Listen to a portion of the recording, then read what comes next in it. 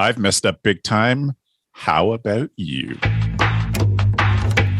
This is CampHacker. Come find our show notes and our blog for camp directors and leaders at camphacker.tv.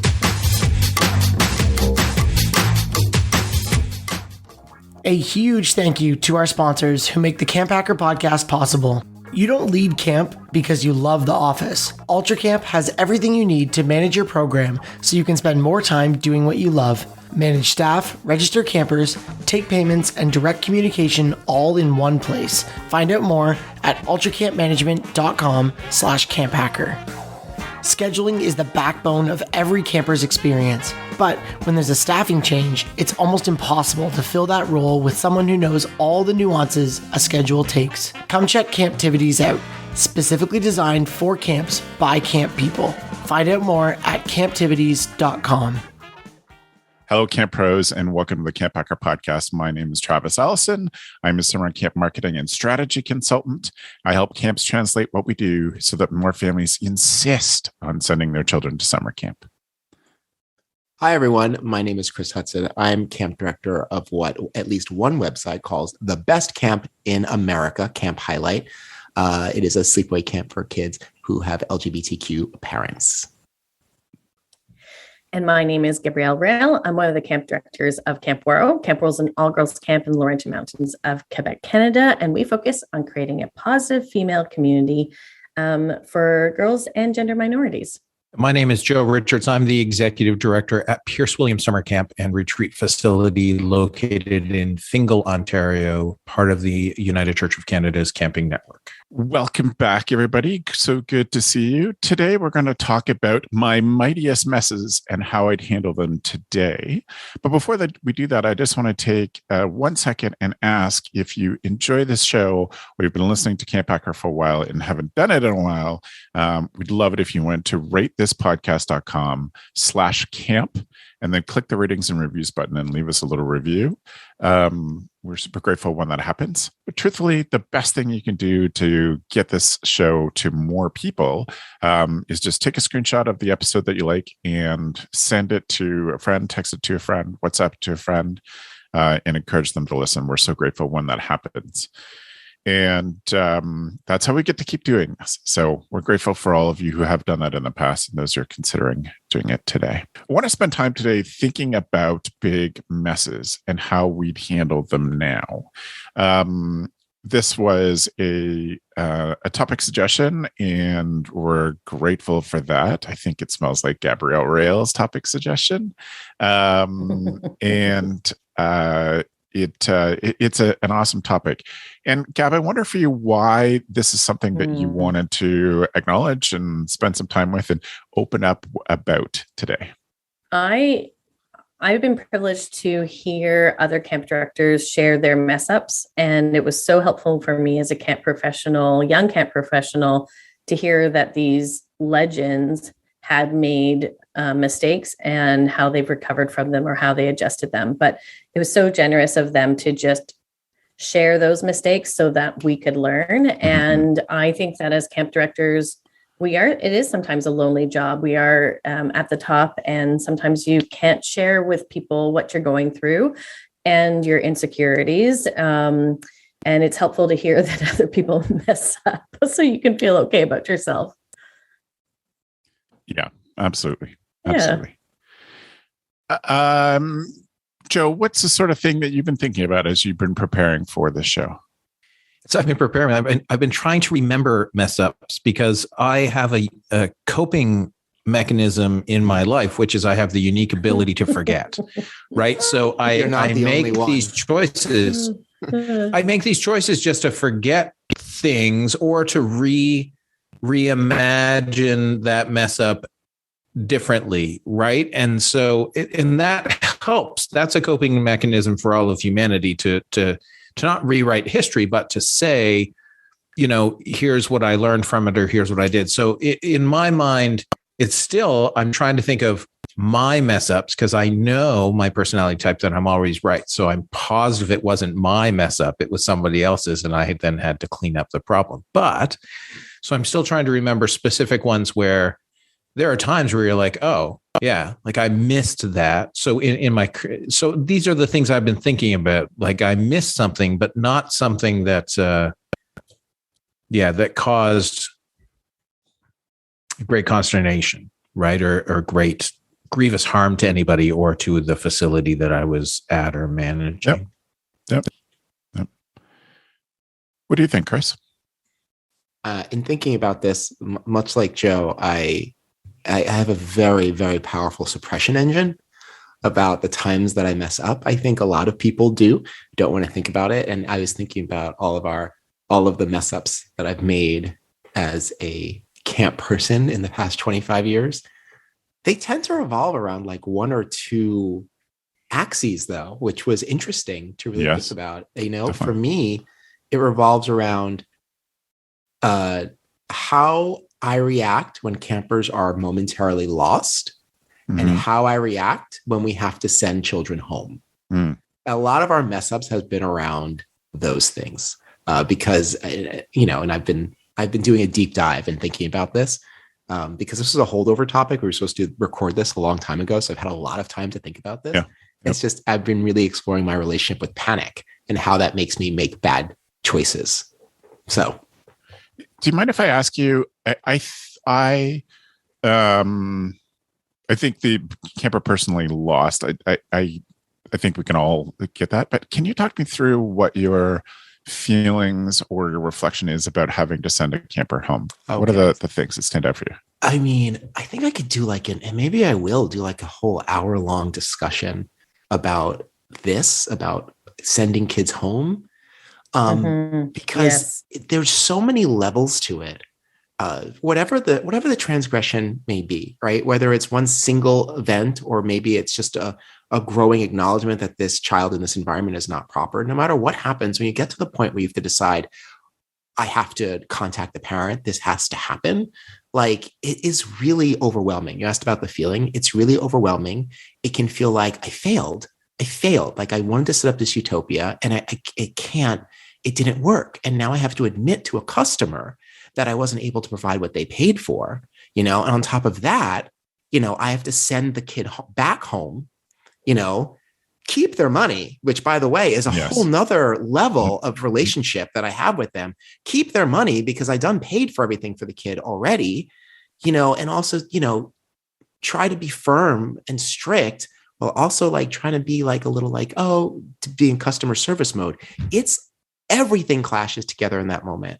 And when I think about my biggest messes, I'm not going to go into a lot of details here, but the point is that just the few times, honestly, just like I count on like one hand or maybe one hand and a finger, all the times that we've had to send someone home is that what really comes through is like how to manage the parents, how to manage the kids, and how to manage the relationship afterwards. There is a relationship that you can have with them afterwards and what you want it to look like. And that relationship has a lot to do with just what they may say about your camp and what they may say about you, like controlling the message. It feels there's just so much that goes into it. So that's one of my biggest messes. And Chris, I don't think it's just a relationship after, right? It's how you've set that relationship up at the beginning as well. So it's a continuum. It's not that you're just, we're always managing relationships, and with mess ups, that is the key, because how much trust you have depends on how much people think you've messed up. Yeah, that's true. Okay, so we're definitely going to put a pin in sending a camper home because it's so many things. Yeah, I will say that is one of my mess ups is related, and I want to talk about the psychology and as Joe said, the before and the after. But I will say that one of my mistakes is not sending a camper home early enough, and or a staff member. Or a staff member. Geez, that is definitely one of my. I want to dig into not sending staff members home for sure. But I think that there are the superhero complex in camp directors is so big. Like, no, I'm sure we can fix this kid, and you're like, we don't have the skills for this. Like, we're very capable people, but there are people, kids and adults, that we just do not have the skills for. And it is a humbling experience to come at that at the end of a very, stressful few days, to think like this is not us. We shouldn't have done this. That's definitely admitting that is the hardest part. Yeah. Admitting that is like, it seems ridiculous now, right? Yeah. But like, Yep. we don't have the tools to handle every child, and we don't have the tools to educate every staff member. We don't. But to say that, even saying it right now in this context, I'm like, but no, but like, of course that's true. Yeah. It's also the concept that we don't have the tools, nor should we have to have the tools to deal with parents or rental group contacts who don't respect you. Right. And this is the key, is that the relationship is two-sided, thus a relationship, as opposed to just a one-way thing. So in a mess up, there's many things that can happen before that trigger it, but there's things that can happen after that. When you're overly emotionally attached, any mess up becomes bigger in your mind. Or if you feed into somebody else's mess up, meaning that if they send you a whole list of things that were messed up, the worst possible thing you can do is reply point by point to them about how that wasn't messed up. I've just gone, in Canada, we can say sorry whenever we want, and do, because we're Canadian. But right, I just go to those long emails, and if I'm like, yeah, sorry, these things happened and they shouldn't have, and here's our steps to move forward, as opposed to being like, well, it wasn't 3:00, it was 2:35, right? It was, this didn't happen. So, yeah. I think there are, so many things related to all of the issues of this true. The thing that will, and I've said this to camp boards before, like, what my business is making this a safe place for kids. How that affects you emotionally, I hope you're on the journey with me. But if that bugs you, I'm fine with that. I'll take that. But the other thing is, I think, and this is a mistake of mine, and I have taken on clients, families, rental groups, etc., that made me uncomfortable because I thought we needed the money, and paid for that. Paid for that in staff. People, I should have known that I wasn't getting treated respectfully, and therefore they weren't going to treat my staff respectfully. And not treating my staff with respect when I know what they're giving up to be there, that just angers me so much. I become unreasonable. And I was always lucky, like Chris, and Gab too, like, I had a co-director, and I could just turn to Beth and say, I can't do this one. I won't do it well. And just turn around. And, this nice code that we both had was like, you have to take this one. It's like, okay, I know it's going to be uncomfortable for you, and I'm sorry about that, but it can't be me. I think I just want to underline what you said about, like, this fact, the staff, not treating the staff with respect. I think about this all the time. I think you had said it, Travis, earlier, about, like, the mistake is like not sending a kid home early enough. Sometimes our mistake has been admitting kids who we knew we didn't have the skills for, but we were like, okay, we can make this happen. The environment will be wonderful. They're going to whatever. Camp will be good for them. Camp will be great for them. And then understand the impact and the toll that has on the staff, because what we're communicating to them is that we know we didn't train you to handle this, but do it anyway. Like that relationship gets damaged, and it's never worth it. It's never worth it. We've never needed the money bad enough. And that's something that I constantly have to remind us. We don't need the money bad enough to burn our staff on someone that we cannot train them to handle. I feel like I've been talking a lot, and Gabz hasn't. So I'm going to throw it to you, Gabz. Say something. Thanks, Chris. I was absorbing a lot of it. I think I'm the opposite of you and Joe. I remember every mistake, and I harp on it, and I hold on to it. And it just hangs out as multiple friends that I accumulate throughout the summer. And then in the fall, I go over everything. And so I think that is a mistake. I think, we can't be perfect. We're trying, but I do think picking up on patterns like what you did, Chris, thinking about some of these mishaps or mistakes or, oopsies, whatever we want to call them. Sometimes there are patterns, and sometimes, it can be an external pattern or it can be internal within ourselves, and picking up on those patterns. I certainly know some of my patterns are when I have really, really low energy, that's when I want to take everything on myself. When I have high energy, no problem. Everybody's involved and I have less work. And then as the work starts to pile, then I think I need to lock myself into a room and just sort of crack on and get everything done, which is the worst way to try to get stuff done, for me anyways.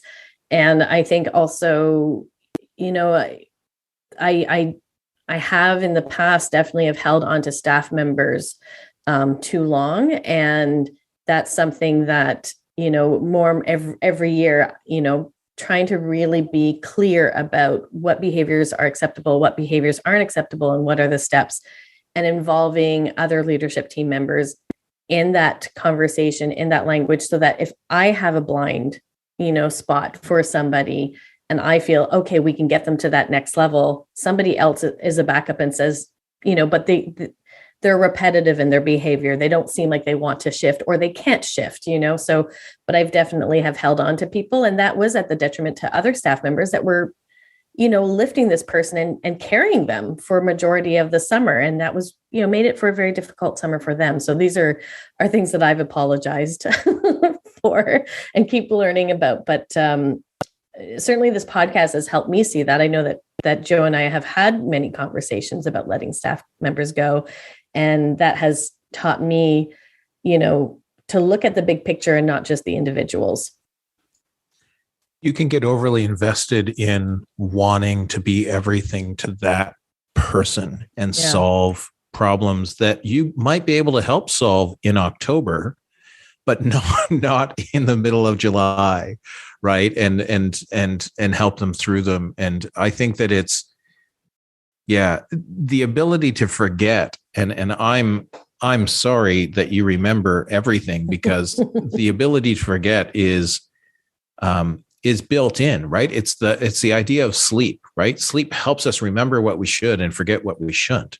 Your brain wires those things in, and it's mess ups are a whole way that you frame them. And I wonder if we can teach younger people how to frame mess ups differently. Well,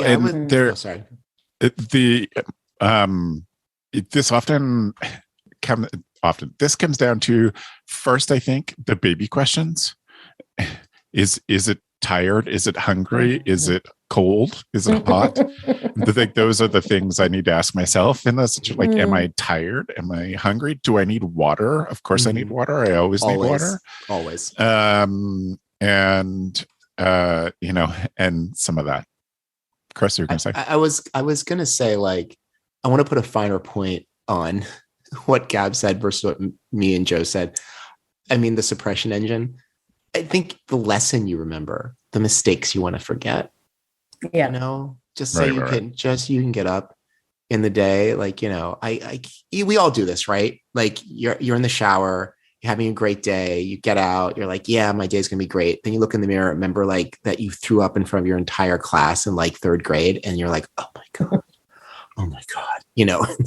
That's it. We don't want to be that way about like camp stuff, because we don't want to get into the, how can I put this quickly, succinctly? You don't want to get in the mind frame where like you are like debilitated by making those mistakes. We're all going to make mistakes. It's the lessons that we carry, you know what I'm saying? So like, I'm not saying that I mess up hugely at Camp Highlight, and I'm like, oh, well, and then just get up the next day. That's not how it's happening. No. There's lessons occurring, and remember the lessons and forget the actual screw ups. So.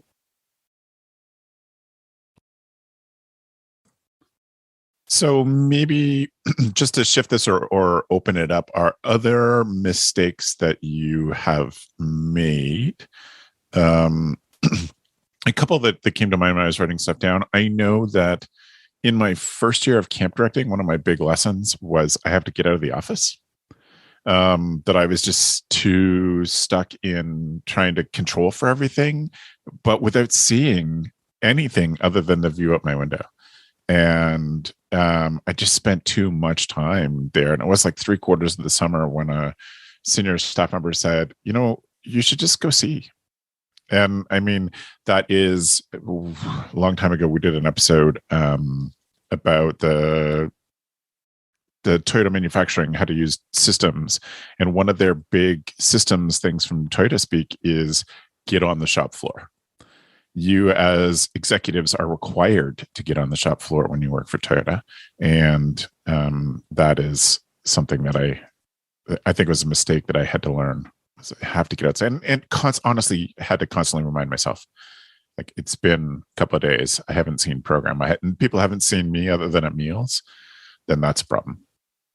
I think, and this has been a really tricky one. I think, like I said, like all my things fall in the same theme, but they're related to panic. I think I have to remind myself, I'm going to say this carefully, right? Because we're in the business of childcare. Like 6 times out of 10, this is not life and death. You know, and I say that like 6 times out of 10, it's not. A kid goes missing. It doesn't mean the kid fell into a creek and is now like washing out to the ocean. Like it's probably not that. And that's the first place that we go, because we all saw that training video. Do you know what I'm talking about? We all saw it. And so we're all like, oh my gosh. And it's in my experience, thank God, it's never been that. And so there's a lesson in that right away, right? And I think going forward, as I look at this summer, I've been thinking a lot about like, okay, I want to talk about that with the senior staff, with the directors, and be like, okay, let's generate a list. Let's spend like 5 minutes and brainstorm every horrible thing. Like, I mean, gory, like Saw, Friday the 13th level thing that could happen. And like, let's really evaluate like how we might react, and even how likely is this thing to occur. And let's like use that to sort of settle ourselves. Cause I think that's what I need anyway. I'm calling the shots, so that's what we're doing. But like, I think that's what I need.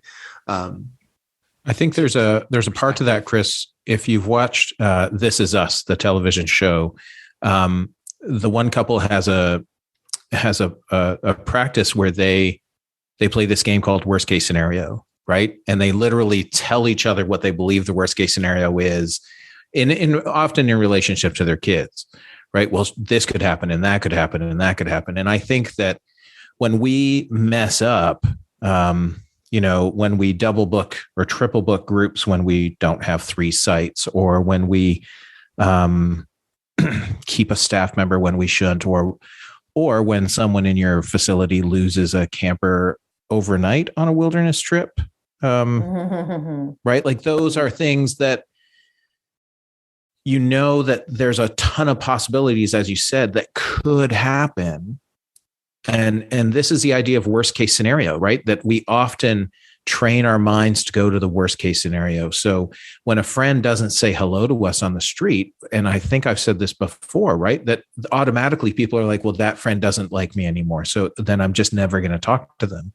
And I think with mess ups, it's the same way, that if it happens the first time, right, is a lesson to be learned.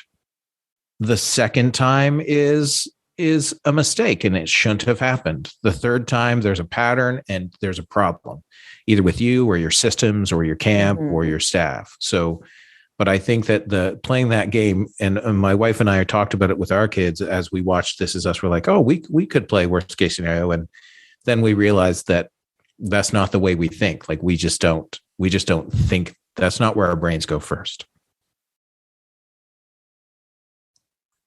I think it's an interesting exercise, and particularly for me, when Chris, I'm the opposite. When there is an emergency, I'm super calm, very collected. My brain does not go to the extremes. It's probably the most organized and calm it's ever been. But doing an activity I do with my leadership team is, what do I look like on a good day, on a bad day, and on the worst day.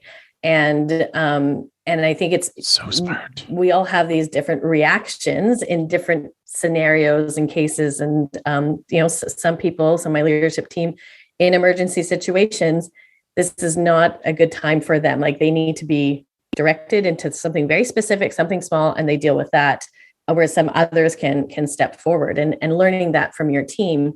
But I also agree, Joe with bringing in that language of mistakes happen. In my organization, we try to celebrate mistakes because we want people to try.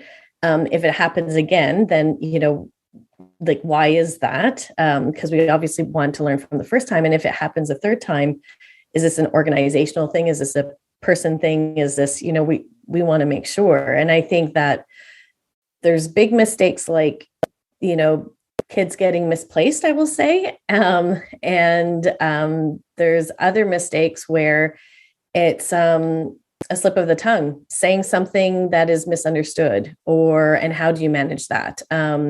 Not sending out an email when you meant to press send and you didn't. And, what was going on with you during that time? Were you distracted? Is there a way to help support you? But certainly looking at those things and seeing how we can do differently is important. But also, as you all said, letting it go, saying like, oh, I learned from this, and we have to leave room for new experiences and laughs and good times. Camp directors camp professionals are dealing with a lot, everything from site management, buses, staff, morale, campers, families, finances. It's a big job. There's things that milk is going to get spilled. Yes. Milk is going to get spilled. And walking into that being like, well, just a quick, like, what does failure look like? Right.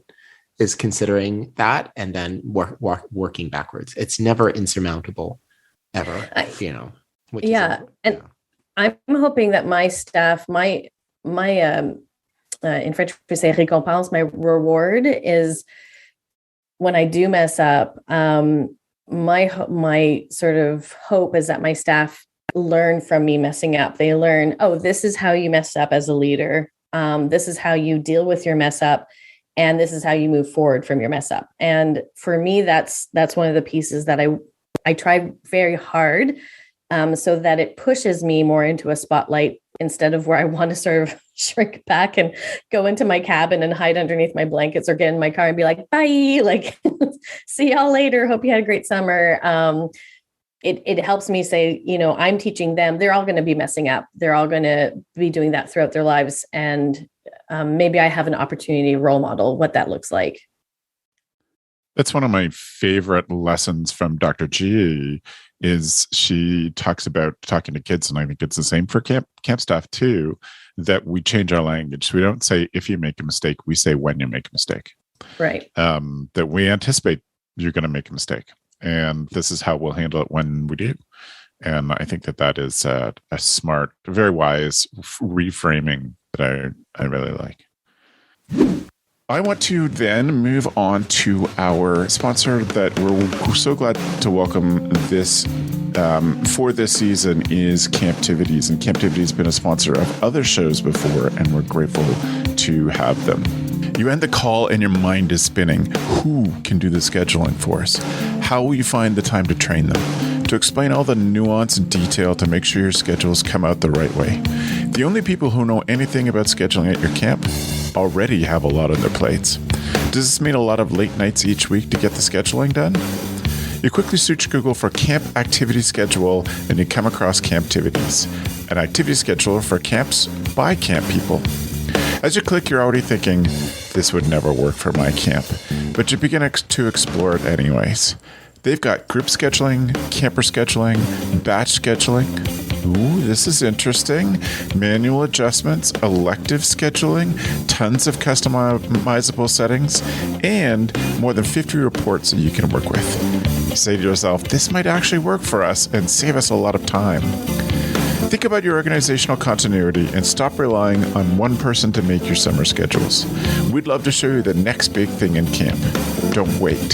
Start the onboarding process now when you have the time. Visit camptivities.com to help set up a time to chat. Let us help you find a way to get away from your desk and back out into camp. I don't know if any of you have any other more sort of concrete examples. I think we've done well at some of the philosophical and how we deal with the things, but I'd love for you to think about that. I'll buy you a second of time to think of stuff you're willing or able to disclose. I think some of my biggest mistakes are doing a warm body hire. Like, we need another guy, so I'll take this one. stupid. Just that person, we just carried that person for half a summer until they showed up dressed up for a banquet, dressed as Jesus Christ, the risen Lord, including the stigmata, with his 7-year-old campers. And we had to say, okay, you're done. And she just never should have been there. It's very expressive. Yes. I can't beat that story. No. I will say on the warm body thing, there was one summer. Sometimes I say things and I calculate who's going to hear this. There was It's just the four of us. There was yes. No one's. I can be candid, right? No one's. This is the Patreon paid subscriber version. I won't say which year, but there was one year where it was all warm body hires. Ooh, that's tough. It was I'm really calculating how much I should say here. It was a particular year that we did not get a lot of returners returning for reasons that had nothing to do with us, right? It just happened to be the year that a lot of people had other things to do that following summer. We did all warm body hires because we panicked. It was, I won't use the word disaster because the kids would never know, but I will say administratively, there's still fallout from this. And again, I won't say the year, but let's just say it was more than 2 years ago. There's still fallout from families, from campers, from the things that got said and got did. Hello. And like I said, the cost of burning out other staff who returners came back and then we stuck someone completely unqualified with them in there. And then they had to do twice as much work for the same amount of money. It was not a good idea. So warm body hires is like the worst. Please don't do that. Please don't do that. Restrict your registration before you have a warm body hire. I know that's a hard thing to do because like cash is king, but like restrict your registration before you have a warm body hire. Listen, I'm going to be very bold. It will not work out. Yeah. You will not be surprised. You will. I know you have this idea, like some like bad news bears thing, like it's going to work out. It's not going to work out. Don't do it. Please don't do it. It's sound advice though, Chris. It's sound advice where I think so many people this year, myself included, is starting with a team that is very new. And you might have, alumni support and some returning staff, which is great. But you might be in a position where you're just scrambling to get staff. And instead of compromising the camper's experience, and it's tough, you're right, finances is so necessary, but it's good to hear that there is fallout. There is fallout for not just the next season, but for a couple of seasons afterwards. Years to come. Sound advice. Years to come. I think that when I think about big mess ups, I think they happened so long ago in my mind that I have forgotten. But in thinking about it, things like believing also that two staff can share the same position and everything will go fine. Where you're like, oh, well, we have these two people who would be great program directors, so we'll just make them co-program directors. It's like asking two people to wear one pair of pants. Oh my God. That's what it is. Yeah. And I'm reminded every time I think through this stuff like this, where I'm like, oh, I remember Lyle, who's a university professor of mine, and he had Navy experience. And he's like, one ship, one captain, right? So if you give somebody control of a program, that's a ship. And there only can be one captain in charge of that ship.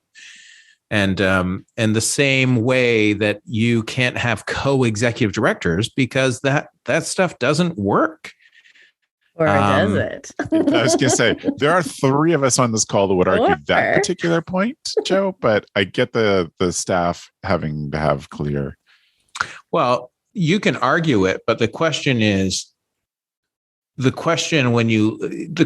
what is success, right? Like that's the question. When you look at it's mistakes often happen because you can argue that a single couple worked in a single position, right? As co's, that's fine. But you can't argue it's a question of how many don't work that we never hear of, or that only lasted a few months and then got blown up. And this is where mistakes are one of those things where if you forget about them, we're bound to repeat them. Yeah, I think for me, I have co-program coordinators and it works, but I think it is being explicit about their roles and how things work within that conversation. But it is knowing also your organization and knowing, again, like those patterns and what works and what doesn't work. I've done, I remember just, biggest windstorm possible coming through camp immediately. And as I said, Chris, calm under pressure, but so big that some windows shattered because it slammed so hard. It was like almost like an instant hurricane type situation. But just below that. And so we had all the campers in the dining room, and these 2 staff members came in. They're like, we need to talk to you immediately. But I'm trying to get people safe and in. And I said, can it wait a moment? And they said, no. And I was like, oh my gosh. So something happened. So I put somebody else in charge, went to sort of a quiet area and said, okay, what happened? And basically they told me, they made a fire down at the fire pit. The fire went high and now it's out. There's no point to their story. Right. There was nothing it was not logical. It was ridiculous. I was very frustrated, and I rarely do this. If I'm angry or frustrated, I take a moment, I take a step back. But there was a buildup of one of the staff members that tended to just over panic. I don't know what it was, but she rubbed me the wrong way, and I let her have it, and I decided to let her have it. And in my head, I was like, do not do this. You're going to regret it. Step back. And I told that part of my brain, I was like, you shut the heck up. SDFO. I'm going to have my moment. I'm having my moment, and I'm going to let her have it.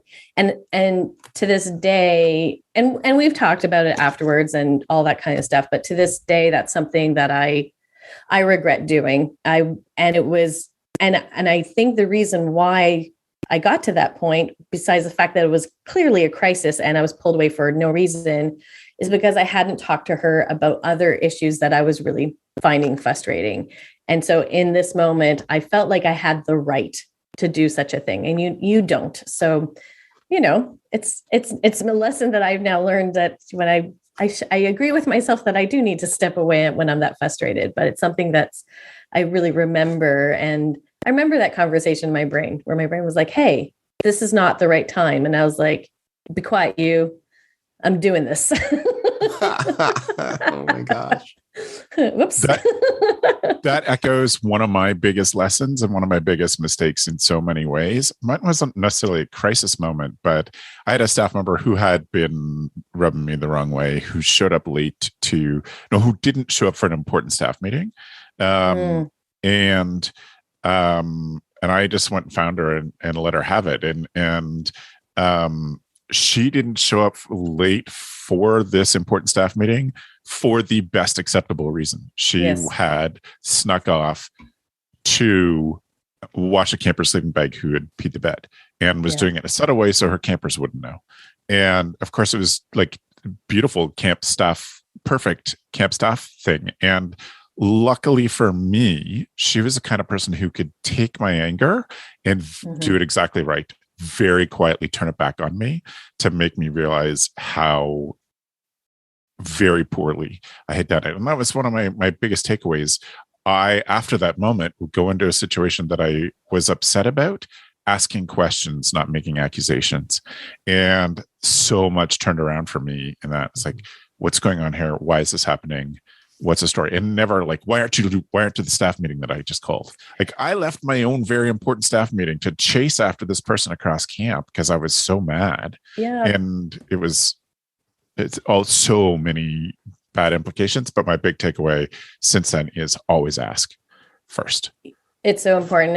And within our leadership team, we say assess, then deploy. So we always, even if the staff member, it's their 5th time late, go and assess, ask the questions. Oh, hey, I noticed you were late. And then the deploy part, which is maybe what you want to talk to them about, you never deploy without running it by somebody else. So you can say, hey, I noticed you're late. Oh yeah, I slept in again. I'm so sorry. That's all right.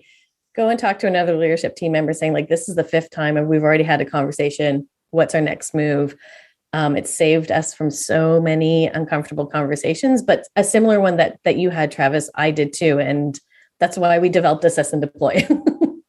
Never deploy. Don't deploy first.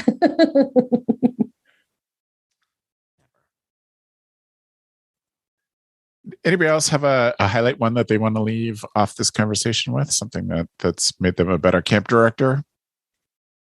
I think all the things that we talked about all the mess ups that we've talked about have made me a better camp director for sure. And it's so easy to say going into a situation like, oh, this happened, so it's not going to happen again. That's not true. It will happen again. And maybe I won't make the right decision next time, but it won't be the same decision, which helps me that helps me. It won't I may make the wrong decision again, but it won't be the same decision. And that's helpful to me because in my mind, I'm like, well, if I do this wrong 12 times, well, in the 13th time, how many different ways can I do it wrong? It's going to sink in at some point. So I don't think what I'm learning from listening to you all is that like our worst decisions get made in panic or anger. So really that's the target, right? Is figuring out how to manage those things as a camp director. Ignorance also brings bad decisions. And I had an entire summer, and I have a whole TED talk on the summer of where camp gave me the finger is essentially how I reference it. And I changed so many things as a camp director after that summer. And it was only my second summer camp directing. And I still do a ton of that stuff today to make sure that I'm setting not only myself up for success, but also the camp staff and the facility and the board. And so it's I think ignorance plays a huge factor in mistakes, not knowing, right? Not having the experience, all of those things. So when you're younger, you might make a mistake and then harp on it for the next, so many years. Whereas this is what happens in most jobs. The first this is a good one. I was brand new at the Taylor Staton camps in 1999, and we were printing brochures. And back in 99, you printed brochures for 5 years. Like you printed 5 years worth of brochures. Wow.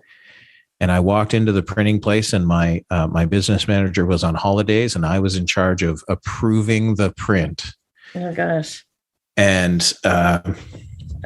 it was a $10,000 mistake less than 3 months into my employment. And I think in the end, we ate 10 grand and the printing company ate the other half of it. And I didn't get fired, and I stayed there for 5 years. And Judy said to me, I probably was wrong in making you the person to do this. And they were wrong in showing you a wet print on this type of paper because it looked glossy at that point, but it doesn't come back clear. So it was it's to know that when you have new staff as well, and this is a lesson I take from this, when you have new staff and they make a mistake, you need to be more forgiving in the beginning than 3 or 4 or 5 years down the road. And it's perspective, right? Like, what's the mistake? It's, and arriving late, or, what's the reason behind the mistake? What's the mistake, or the people involved, safety, et cetera, et cetera. But none of our staff are going to do this job perfectly. I think we have to set the bar, especially with a lot of new staff coming in. Are they kind to the campers? I think is the bar to aim for.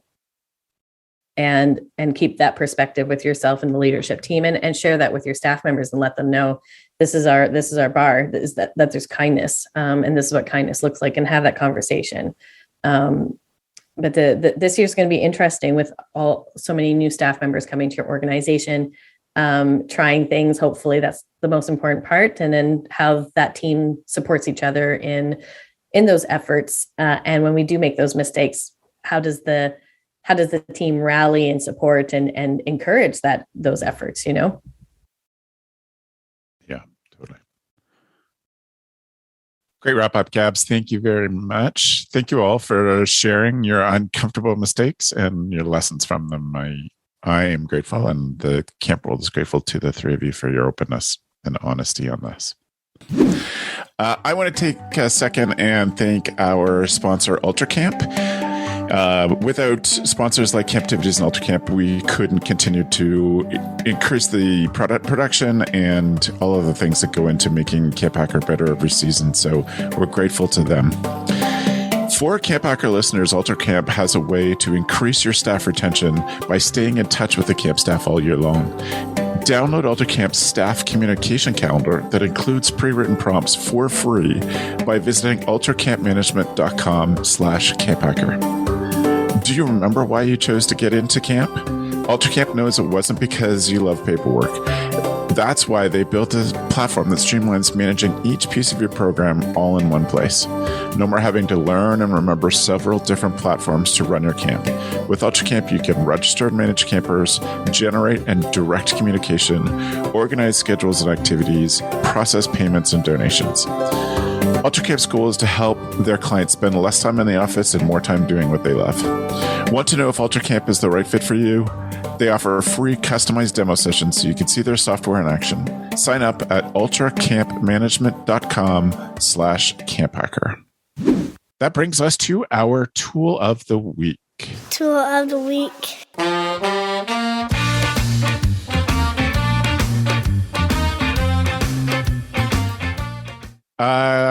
Gab, what do you have for tool of the week? I think you too. You're going to wish you were watching us on YouTube for Chris and Gab's Tool of the Week dance. We were celebrating Tool of the Week. Yeah. We need a sound clip. I really think. I know we do. There's one in the show. There is one, right? Yeah. There is? Yeah, there's one in the show. Yeah. Yeah. Well, that's embarrassing for me and nobody else in the room. Do we remember when we did the Snack of the Week episode? Oh, yeah. Yes. I asked my friend Ron Son Thompson, who is now 14 years old, to redo the intro as Snack of the Week because he did it for me when he was 4. Yeah. The Tool of the Week intro that we still use is Thompson saying Tool of the Week. Now I vaguely remember that. See, I forget that kind of stuff.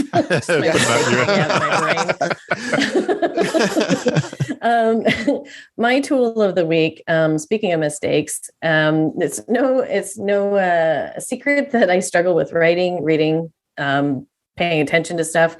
So I've discovered this AI program called Jasper AI that helps you write content, formerly known as Jarvis, like Iron Man. Anyways, basically, if you're looking to write blog posts, send out newsletters to your family members, alumni, staff, create, Facebook ads, et cetera, this tool is amazing. You basically put in your tone. I like to be like witty kind. That's my tone. And then put in some keywords and literally write and don't care about what you're writing. Just write in basics. And it will come up with a whole bunch of different sentences and small sentences, medium size, large, whatever. They can come up with an intro, a conclusion, just of some great bullet points. So it does cost. Use it for, it's free. Use it for free for the time being. I think it's about a week where you can use it. If you have a message to send out to somebody, use it, try it, see if it works for you. And then after, if it does, it has a monthly subscription of $29, or there's the pro version of $59. We have a lot of mailing to do right now. So right now we've got just the 1 month, $59, and we're doing all of our emails that are coming from starting from May to September that we'd be sending out to our families and to our alumni. We're using it right now to do that. So we're doing it for a month and get it all done so you don't have to think about it. And then it's that one-time pay. But it is very, very helpful. There are numerous ones. So copy.ai is another one that I've used for stuff. So yeah. Joe, while your mic's open, what's your tool? My tool of the week is a very inexpensive $5 purchase from Amazon, $5 Canadian. So for you Americans, you get that at a discount rate. It's called Barkeeper's Friend, and this is a specific heavier duty one than the original. And what it does is it cleans stuff that you think can't be cleaned much easier than. So if you have baking pans that have that stuck on crud, this will take it off. If you have frying pan, like good frying pans, not the non-stick ones, but and you need to clean it. We have a white sink in our camp house that my wife has hated for the past 17 years.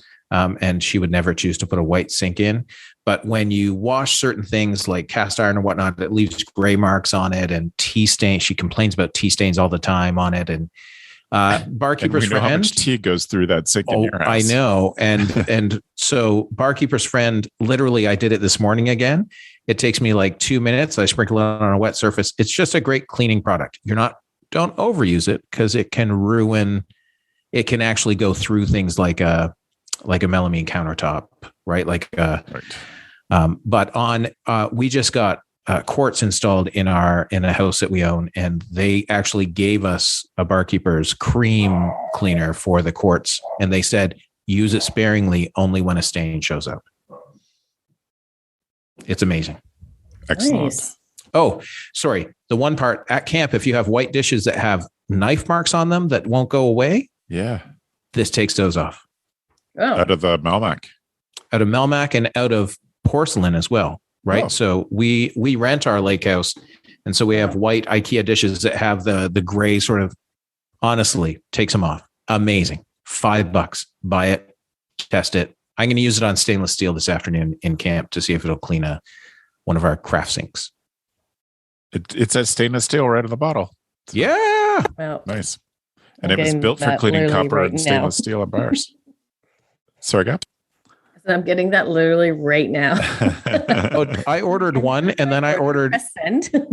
one for my other house, and then I ordered one for camp because I have a sink next to me that we use for washing paintbrushes and whatnot right now for maintenance. And it's so the bottom of it's a very deep, like stainless steel sink, and it just needs to be cleaned. But what do you use? I know what you use. Use Barkeeper's Friend. I saw it on TikTok. Nice. This is the commercial. Oh, TikTok. Oh, TikTok. Joe's been radicalized on TikTok, but only for like cleaning products and scroll saws and the like. Yeah. I want it noted. I did not say the words. I know, but you were thinking that. Yes. Yeah.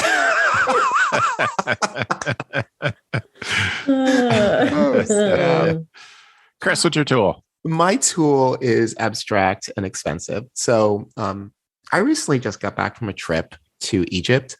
Yes, I'm bragging. I was in Egypt. It was phenomenal. My tool is go to Egypt. No, that's not my tool. But I will say that it is very worthwhile to get outside of your comfort zone and travel somewhere. And, I don't mean travel to see your sister who lives half an hour away. I mean, really plan to travel somewhere as both a vacation, but also as a learning opportunity. And I know everyone who's listening is like, oh, but I can't afford to do that. Well, I don't want to, there's a thing called the internet. There's all sorts of ways that you can afford to travel. And I would really recommend it. And no, you don't have to go all the way to Egypt. You don't have to go so far afield, but being around people whose culture is different than yours is extremely informative. And being the outsider for a second, or in my case, like 10 days, can teach you so much about yourself. And it has taught me, this trip that I just took has taught me so much about what I want to give to my kids at camp. And I know it sounds really abstract, but like I've been thinking a lot about groups and belonging because I was an outsider for so long. I don't speak Arabic. I was sort of outside, and there's so much about the culture I was in that is impenetrable to North Americans, just the way that we typically do things.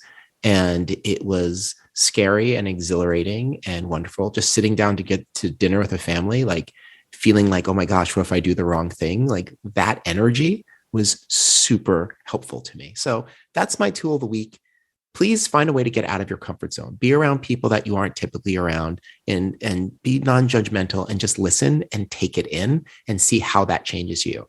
And let me know, like send me a DM on Instagram. I'd love to know if you have that experience, how it changes you, because like it changes me every time that I do it. And it definitely changes me as a camp director. It really does. Excellent. Thank you for that. My tool, I have talked on the show in the last 2 years about how having role-playing games come back into my life in the last 2 years has made such a huge difference and an impact on me, and it's made me feel like I found the right medium for me as a storyteller, and I love it for that, and have gone on such a deep dive. My tool is an open community of role-playing game people. So I say role-playing game, lots of people think of Dungeons and Dragons. It is not that. It is much more independent games, a lot more. It's a community that celebrates story games and the kind of games that are much more playful and less sort of stabby, punchy, fighty than Dungeons and Dragons. So there are games. There's a game that I love called Brindlewood Bay, which is kind of based on Murder, She Wrote. And, so there's lots of cozy kind of stuff, as well as, stuff with elves and orcs and things and sci-fi stuff. Anyway, my point is the Gauntlet community. Go to our show notes at camphacker.tv/podcast and look it up. The Gauntlet community is an amazingly open and welcoming community that has an incredible amount of thought and effort put into making a safe community. So for that alone, it is worth watching for how to create a safe community online, a welcoming community online. It is worth being involved in. But twice a year, they have the Gauntlet Community Open Gaming Weekend. And you don't have to be a paid Gauntlet member. You can sign up. It is a weekend that they focus on people who haven't played a particular game or are new to role-playing games. And it is actively encourage those of us who are involved in the Gauntlet community regularly to pull back and not get into these games. They're all online games. People play from around the world. You get to meet people from around the world. If you can't travel, you at least get some cultural experience from playing with people. And the next one is coming up probably kind of at the same time as this episode will come out, but I want you to get on their mailing list to look for the one in the fall. There's usually twice a year. In the pandemic, they've done it a bit more than that, but I think they're sort of regulating it twice a year for these Gauntlet community open gaming. And it is a great way to learn this. It is a great way to the thing I found with role-playing games online is how much I learn about how to build communities online, how to tell stories online, how to be thoughtful and intentional online. And that to me is a great Camp Doctor lesson. I want you to do it because it's fun, it's relaxing, you get to meet really interesting people, and you get to have fun telling stories together. But the corollary benefit is you get to learn great online community stuff. There's great safety tools built into that. So I encourage you to check out the Gauntlet community online gaming events that happen twice a year. So that brings us to the end of the show. I want to thank my three co-hosts for being here and again sharing the mistakes and being such a good community for me here. I look forward to these moments. Please do check us out at camphacker.tv/podcast. As I said, you can text a friend and tell them if you got some good stuff from this episode, and recommend that you can share the episode from your podcast app. But we are so grateful that everybody's here, part of this community. And I am super grateful for the three of you. Thanks for the evening, friends. The CampHacker podcast is brought to you by Beth and Travis Allison, summer camp leadership training and marketing consultants. Thanks for listening. CampHacker, bringing your world into focus. Hey, Camp Pros. We love that our industry is built on sharing. In order to foster that spirit, if you've gotten even one good idea from a Go Camp Pro podcast, masterclass, from the Summer Camp Professionals group, a conference, or wherever else, we ask that you give credit where credit is due. That way, it'll encourage camp pros to keep freely sharing their ideas and make the camp industry as a whole better.